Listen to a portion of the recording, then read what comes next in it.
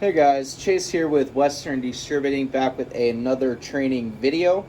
In today's training, we are going to be learning how to clear a build jam on a Max Fusion build validator. So with Arrow, they have two different types of build validators. This blue one right here is for the older ones, the older Arrow models, and they just released this new Vision that we are getting with our new machines. But first, I will show you how to do the blue, and then we'll move on to the green.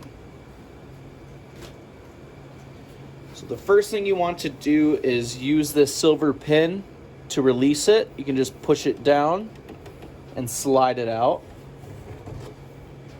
From here, we will open the top compartment, and we can relieve our build jam. It's most likely going to be right here in this back portion, mainly because that is where the bill validator and the cash box meet. So that's where it's more likely to jam up at. So we can go ahead and just close that top door. And when we insert it, we want to follow these two feeds right here and match them with these two as well. So it should just be able to slide right in.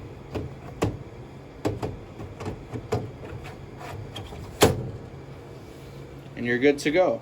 And how you know that it's operating, you can see there is a little light right here showing you that it does have power. Now we have the blue covered. Now we can move on to Arrow's newer Vision build validators. So if a build jams in there, the best way to clear it would be to push these two pins in, lift that up. We can go to the back here and we can push this in and pull up. And that will just open up the entire BV.